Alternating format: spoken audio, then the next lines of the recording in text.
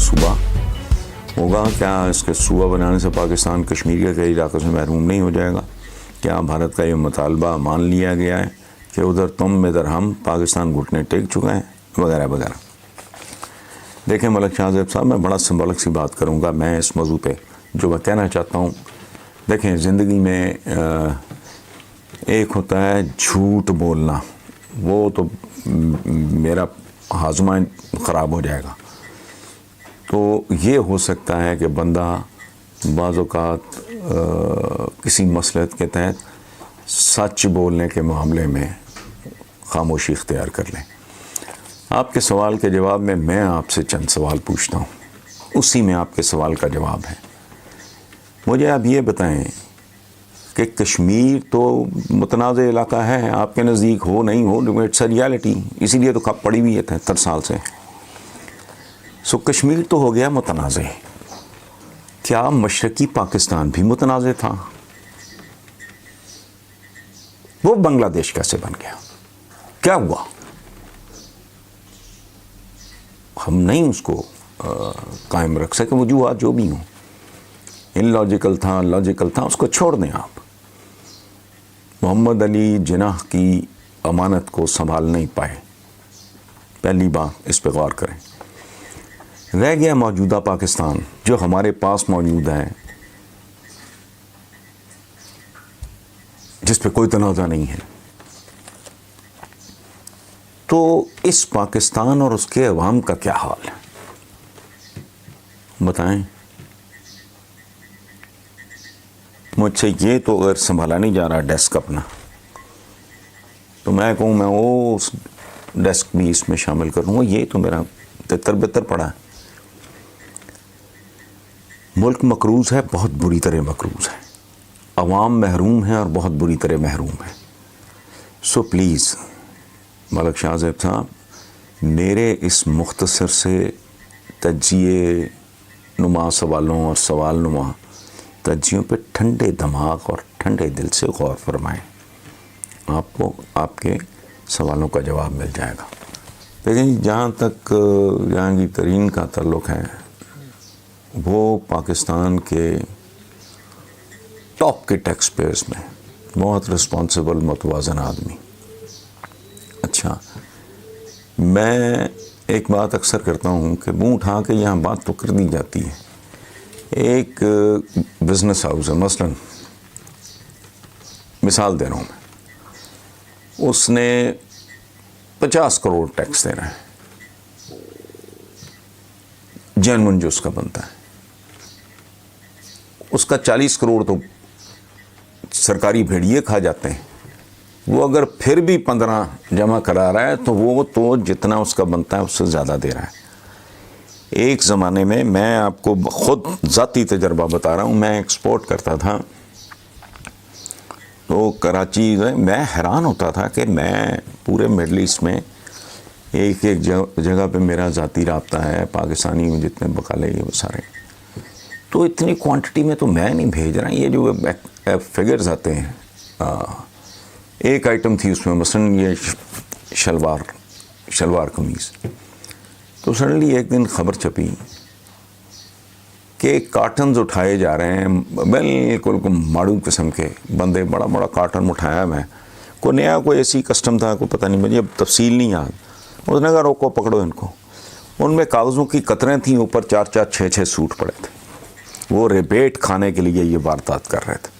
اب مجھے بتائیں جہاں حالات اس طرح کے ہوں، میں نے پہلے بھی مثال دی، اگر بالفرض میں یہ ہائی لائٹر امپورٹ کر رہا ہوں، میں نے یہ 1 لاکھ روپے کا امپورٹ کیا، میں مثال دے رہا ہوں، اس پہ اگر بالفرض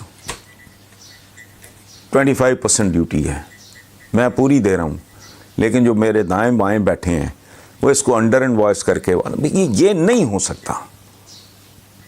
at Rome do as the Romans do. یہاں کاروباری جو کوئی گڑبڑ نہیں بھی کرنا چاہ رہا. یہی حال سرکاری ملازمین کا ہے. آپ سرکاری ملازمین کی اگر تنخواہیں دیکھیں اور ان کے اختیارات دیکھیں، ایک پلڑے میں آپ ایک ایس ایچ او کی تنخواہ ڈالیں، دوسرے پلڑے میں اس کے آپ اختیارات دیکھیں.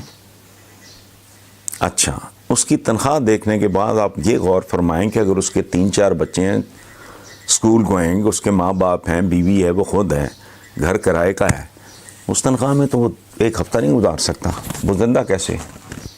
ہاں ایک صورت ہو سکتی ہے کہ اس کے سسرال اسے فیڈ کر رہے ہوں, فائننس کر رہے ہوں, یا اس کے ماں باپ اتنے تگڑے ہوں, اس طرح کے لوگ. تو میرا خیال ہے کہ 1000, 2, 4, 5 ہزار میں ایک آدھ خاندان ہوتا ہوگا جو ٹو ٹپے کے لیے یہ کام کرتے ہوں گے اور دانے گھر سے آتے ہوں گے. باقی پورے کا پورا نظام چل ہی کرپشن پہ رہا ہے. آپ کی اکانومی بیسیکلی اکانومی ہی کرپشن کی ہے. ایک بات یہ بالکل طے ہے, گن پوائنٹ پہ ریاست. منیمم ویج جو ہونا چاہیے, منیمم معاوضہ یا اجرت, وہ 1 تولے سونے کے برابر ہونی چاہیے. تو یہ کیا چل رہا ہے؟ حیرت ہے. ایک آدمی اگر وہ 50, 60, 70, 80 ہزار, لاکھ, 1.5 لاکھ میں زندہ ہے اور سفید پوشی مینٹین کر رہا ہے, جینا مرنا مینٹین کر رہا ہے, بچے پڑھا رہا ہے, وہ کرپٹ ہے. اور اس کو کرپٹ کس نے کیا؟ گن پوائنٹ پہ. گن پوائنٹ پہ تو بہت کچھ ہو جاتا ہے, کرپٹ کیوں نہیں ہوگا بندہ؟ پورا نظام بنیادی طور پہ جھوٹ والی یہ بات ہے. اچھا, باقی آپ نے کہا کہ جی احتساب کا عمل درست سمت میں جا رہا ہے. دیکھو اپنا رضا صاحب سمت کا تو مجھے علم نہیں, جس طرح جو سمت ہے وہ آپ بھی جانتے ہیں, میں بھی جانتا ہوں, میں نے اس پہ کیا تبصرہ کرنا ہے. لیکن یہ انداز بہت بھونڈا اور جلد بازی والا ہے. یہ اتنی قدیم بیماری راتوں رات یا ہفتوں میں یا مہینوں میں آپ اس کا علاج کرنا چاہ رہے ہو. How is that possible? پورا معاشرہ ایک خاص طرح کے کینسر کی لپیٹ میں ہے. یہ تو بچنے کے لیے تو بڑی بات ہے. آپ اوور نائٹ اس کا علاج کرنا چاہ رہے ہو, ایسے نہیں ہوتا. اس کام کے لیے بہت زیادہ صبر, ضبط, تحمل, بردباری, گہرائی, گہرائی کی ضرورت ہے. اور یہ کام صرف مرحلہ وار ہو سکتا ہے, ایسے نہیں. یا پھر اس جعلی جمہوریت پہ لعنت بھیجو, چین والا نظام اپناؤ, ورنہ 100 جوتے بھی پڑیں گے, 100 پیاز بھی کھانے پڑیں گے. یہ ہو سکتا ہی نہیں. حکمران بات کرتے ہیں ریاست مدینہ کی. او بھائی, بنی نوع انسان کی تاریخ کا سب سے حسین عالی شان انسان, ان کو بھی تقریباً 2 اشرے لوگوں کو اٹھنا بیٹھنا, کھانا پینا, بیہیو کرنا, ایک دوسرے کے ساتھ تعلق, ہر چیز ان کو گروم کرنے میں, ان کی تربیت کرنے میں, اگر دنیا کی سب سے خوبصورت ہستی کو اتنا وقت لگا. لوگ جب اسلام قبول کرتے تھے تو یہ تھوڑی ہے کہ وہ راتوں رات ان کا سب کچھ بدل جاتا تھا. نہیں, یہ جو بے شمار بڑے خوبصورت جملے ہیں کہ یار ایک دوسرے کو مسکرا کے ملنا بھی. مسلمان جب ایک دوسرے کو مسکرا کے ملتا ہے تو صدقہ ہے وہ. اچھا, یہ کیا تربیت ہے کہ پھل کھا کے چھلکے باہر نہ پھینکو؟ ممکن ہے پڑوسی کے بچوں کو احساس محرومی ہوگا اگر ان کے پاس پھل نہیں ہوگا. یتیم بچے کے سامنے اپنے بچے کو پیار مت کرو, اس کا یہ بھوک چھوڑ کے کھاؤ. اپنے گھر میں داخل ہونا ہے, دستک دے کے ہو. حضرت بلال کا اپنا سٹیٹمنٹ اتنا خوبصورت ہے. ان کو ڈانٹ پڑا کرتی تھی, ان کا وہ ہاتھ کھلا نہیں تھا, تو حضور کہا کرتے تھے کہ کیوں اتنا, کھجوریں بھی پڑی ہیں, ستو بھی پڑا ہے, فلاں جو کچھ بھی ان دنوں.